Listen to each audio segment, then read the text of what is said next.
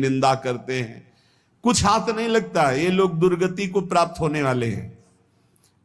भक्तन निंदा अति बुरी भूल करे जिन कोय, किए सुकृत बहु जन्म के छिन में दारे खोए। पर निंदा के किए ते नहीं आवत नहीं कछुआत, मूर्ख पर्वत पाप को ले चल अपने साथ। तो अलम कश्यापि संगत्या, ऐसा संग मत करो जिनके पास बैठने से भक्त निंदा जन निंदा भगवत निंदा हो, ऐसे से दूर रहो। अलम बंद कर दो ऐसे लोगों का संग।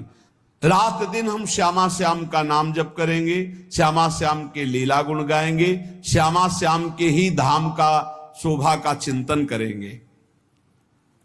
जब तुम अपना जीवन श्यामा श्याम के चरणों में न्यौछावर कर दोगे तो पूरा भार श्यामा श्याम ले लेंगे और तुम्हारे हृदय में मस्ती आ जाएगी। जो ऐसा निश्चयी होता है, दृढ़ निश्चयी, उसके अंदर दृढ़ विश्वास, तो उसके हर समय भगवान की स्फूर्ति होती रहती है।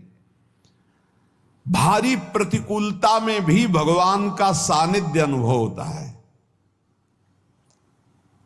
वो अनुकूलता में तो भगवान के दुलार को देखता है, लेकिन प्रतिकूलता में भगवान की विशेष कृपा को देखता है। ये संयोग, ये वियोग, संसार की ये द्वंद्वमयी वृत्तियां भक्तों के हृदय में नहीं चुभती।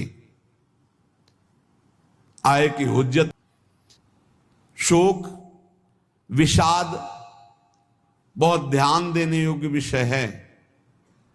तभी लोगों को ऐसा लगता है कि ऐसा कैसे हो सकता है। भक्त के चरित्रों को जब सुनते तो लगता है ऐसा कैसे हो सकता है, ऐसी परिस्थिति में भी ऐसा कैसे हो सकता है।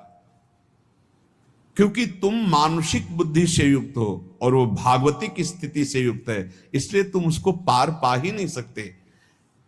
जब तुम अपना जीवन श्यामा श्याम के चरणों में समर्पित कर देते हो हृदय से, फिर उनकी कृपा से सब विघ्न दूर हो जाते, एक अपार मस्ती रहती है। नहीं तो शोक, विषाद, दुख, क्लेश, कष्ट, संताप, भय, उद्वेग, ये सदैव सताते रहते हैं। इसी से डिप्रेशन होता है। बार बार नकारात्मक चिंतन, शोक, विषाद, दुख, चिंता, क्लेश, संताप, भय, उद्वेग, यही पूरे मानसिक स्तर को नष्ट कर देते हैं। उत्साहहीन जीवन हो जाता है। जब तुम श्यामा श्याम को समर्पित हो जाते हो तो ये सब प्रवेश भी नहीं करते, एक अपार मस्ती बनी रहती है। अब क्या होगा? श्यामा श्याम जो करेंगे वही होगा। श्यामा श्याम पता नहीं कैसा करें, नहीं, वो सदैव मंगल भवन है, वो जो करते महामंगल होता है। यह निश्चय उपासक के हृदय में आ जाना चाहिए। इसलिए अपना सारा मन, सारी बुद्धि, सारा जीवन, प्रत्येक श्वास प्रभु को अर्पण कर दो, फिर देखो तुम निहाल हो जाओगे। दुख, शोक, विषाद, क्लेश, कष्ट, संताप, भय, उद्वेग, ये उसी को व्यापते हैं जिसने अपने जीवन को प्रभु के चरणों में अर्पित नहीं किया। इसलिए तुम अपना सारा मन, सारी बुद्धि, सारा जीवन, प्रत्येक श्वास केवल प्रभु को अर्पित कर दो, फिर देख लेना श्वास कैसे अर्पित की जाती, राधा राधा राधा। बुद्धि कैसे अर्पित की जाती, एकमात्र निश्चय कि भगवत सुख ही सुख है। ये जागतिक सुख सुख नहीं, ये दुख है, ये ऐसा दलदल है जिससे आप तक कोई नहीं निकल पाया। सारा मन, हम मन से केवल प्रभु का मनन करें। बार बार मन को संसार से हटा के नाम में, रूप में, लीला में, धाम में लगाएं।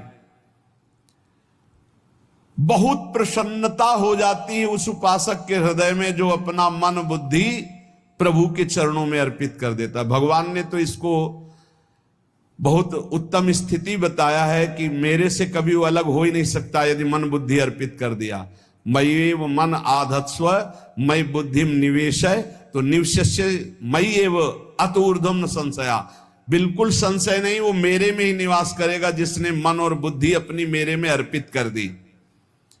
बहुत प्रसन्नता रहेगी उस उपासक के जीवन में जो अपने आप को मन बुद्धि सहित प्रभु के चरणों में समर्पित कर दिया है।